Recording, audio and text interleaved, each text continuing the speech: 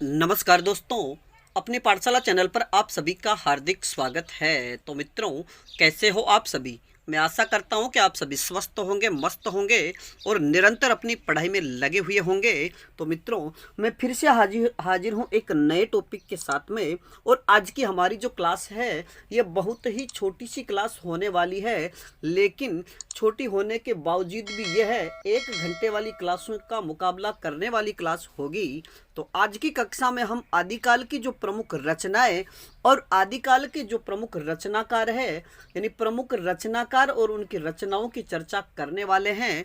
तो मित्रों, शुरू करें आज की क्लास का पहला प्रश्न। अब्दुल रहमान यानी आदिकाल के प्रमुख कवि अब्दुल रहमान की रचना कौन सी है? तो इसका सही उत्तर होगा संदेश रासक।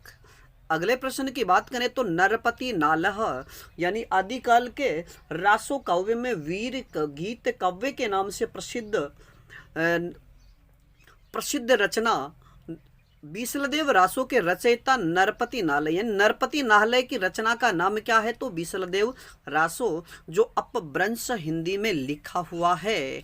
अगले प्रश्न की बात करें तो चंद्रबरदाई मित्रों यानी चंद्रबरदाई पृथ्वीराज चौहान तृतीय के दरबारी कवि चंद्रबरदाई द्वारा रचित रचना का नाम क्या है? तो पृथ्वीराज रासो। और मित्रों, पृथ्वीराज रासो से संबंधित पहले मैंने क्लास अपलोड कर दिए, तो पूरा वर्णन आप वहां भी देख सकते हैं।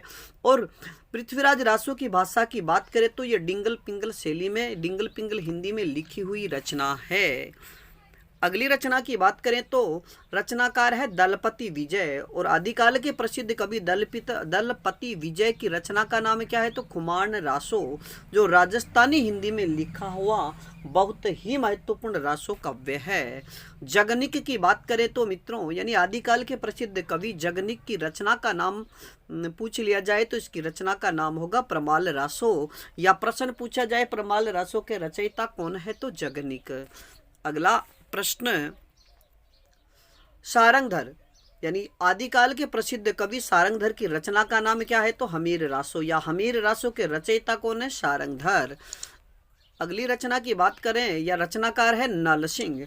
और मित्रों, नल सिंह की रचना का नाम है विजयपाल रासो। यानी विजयपाल रासो की रचना किसने की? तो कवि नल सिंह ने। अगला प्रश्न,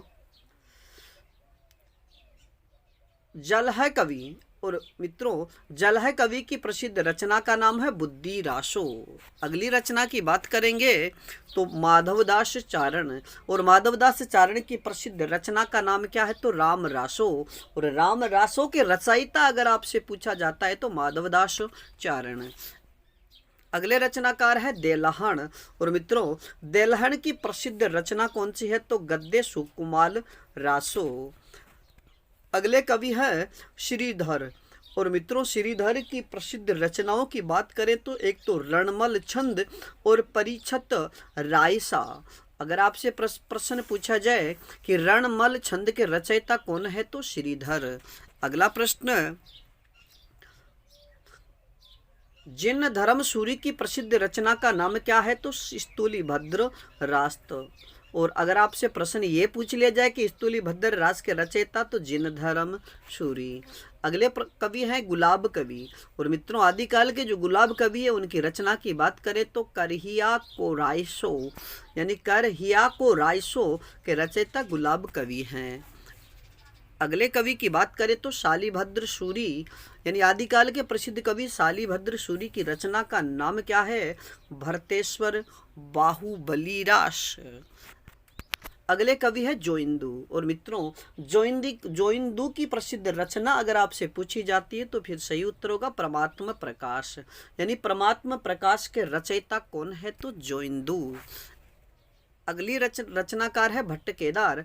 और मित्रों, भट्ट केदार की रचना का नाम है जयचंद प्रकाश। और मित्रों, अगले हमारे रचनाकार है मधुकर कवि। अगर आपसे मधुकर कवि की रचना पूछी जाती है तो इसका सही उत्तर होगा जय मयंक जसो चंद्रिका। अगला कवि है स्वयंभू। और मित्रों, आप हमें कमेंट्स में बताइएगा कि आदिकाल का वाल्मीकि और आदिकाल का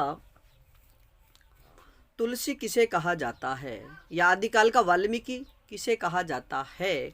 इस प्रश्न का उत्तर हम आप हमें कमेंट्स में दीजिएगा। यानी पाऊम चरयू की रचना किसने की? शंभू ने। अगला प्रश्न, हर प्रसाद शास्त्री की प्रसिद्ध रचना कौन सी है? तो बोधगान ओ दोहा। अगले हमारे कवि है धनपाल, और आदिकाल के प्रसिद्ध कवि धनपाल की प्रसिद्ध रचना कौन सी है? तो भविष्यत कहा। अगले कवि की बात करें तो लक्ष्मीधर, और मित्रों आदिकाल के प्रसिद्ध कवि लक्ष्मीधर की रचना का नाम क्या है? तो प्राकृत पेंगलम। अगर प्रश्न पूछा जाए प्राकृत पेंगलम के रचयिता तो लक्ष्मीधर।